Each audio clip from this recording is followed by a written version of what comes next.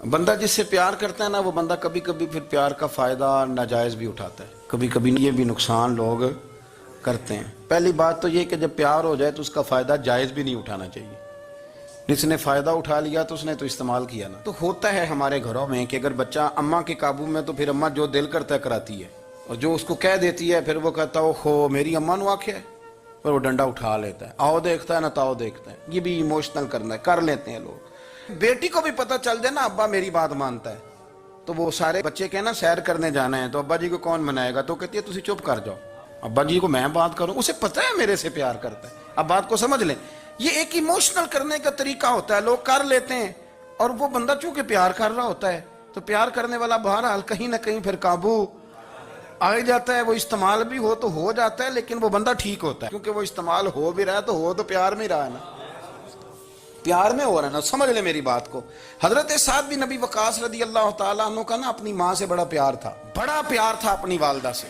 تو حضرت سعد بن ابی وقاص کلمہ پڑھ گئے، اماں جی نے بھوک ہڑتال کر دی، اسے پتہ تھا کہ میرا پتر مجھ سے پیار بڑا کرتا ہے، میں نے بالآخر منوا لینا ہے۔ تھوڑی سی آبادی تھی، ایک گھر کے اندر جو مسئلہ چھڑتا تھا نا اس کا سارے شہر کو پتہ چل جاتا تھا۔ اب کونوں میں گلیوں میں اب باتیں بھی ہونے لگیں کہ وہ سعد کی ماں ہڑتال پہ بیٹھی ہوئی ہے، بڑا مسئلہ ہے۔ اب پریشر بڑھنے لگا۔ حضرت سعد بن ابی وقاص فرماتے ہیں کہ وہ جو میرے قریبی لوگ تھے نا صحابہ، وہ بھی مجھے کہنے لگے یار کوئی رستہ نکال، ہر چوک میں تیری بات ہوتی ہے۔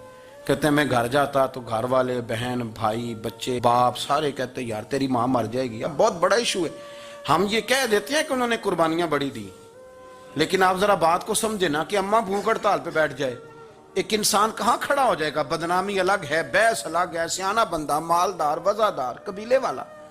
حضرت سعد بن ابی وقاص کی ماں نے 3 دن تک روٹی نہیں کھائی، پانی نہیں پیا، بے ہوش ہو گئی۔ اب جب بے ہوش ہوئی تو شور پڑا، سارا محلہ جمع ہو گیا، اب سارے لوگ کھڑے، اور بچہ وہ ہے جو ماں کی بڑی ماننے والا ہے۔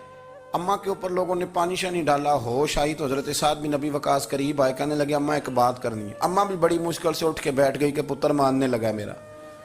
لوگ بھی کھڑے ہو گئے، مسکراہٹ بھی ہونے لگی کہ لو نہ کوئی بات ہونے لگی، یا ماں کہتی ہے کلمہ چھوڑ دے پھر مانوں گی۔ حضرت سعد بن ابی وقاص کہنے لگے اماں سن میری بات، 3 دن ہو گئے، مکے کا کوئی کونا کھدرا ایسا نہیں جس میں میری تیری باتیں نہ ہوئی ہیں، اور قبیلے کا، علاقے کا کوئی شخص نہیں، لوگوں نے بڑی باتیں کی، اور لوگ جب باتیں کرنے پہ آتے ہیں پھر اوپر تک جاتے ہیں۔ یہ بھی کہا کہ کیا دین یہ سکھاتا ہے کہ ماں بھوکی مر جائے؟ یہ بھی لوگوں نے کہا میں نے ہر شے سنی، برداشت کی، اماں اب تو میری بات کان کھول کے سن لے۔ ماں کہنے لگی وہ کیا؟ تو حضرت سعد کہنے لگے پیدا مجھے تو نے کیا ہے، 9 ماہ تیرے پیٹ میں رہا ہوں، روٹی تیرے ہاتھ سے کھائی ہے، تجھ سے زیادہ بہتر مجھے کوئی نہیں جانتا۔ ماں سن تیری کتنی جانیں؟ اماں کہنے لگی 1۔ تو حضرت سعد فرمانے لگے تیری 1000 جان بھی ہو نا تو ایک ایک کر کے ساری نکل جائے تو میں محمد عربی کا کلمہ پھر بھی نہیں چھوڑوں گا۔ ختم ہو گئی بات۔ یہ کیا بات ہوئی؟ وہ کچا رنگ للاری والا جڑا چڑھدا تے لیندا رہندا، اے عشق تیرے دا رنگ محمد جدوں چڑھ جائے پھر نہیں لیندا۔ یہ کیا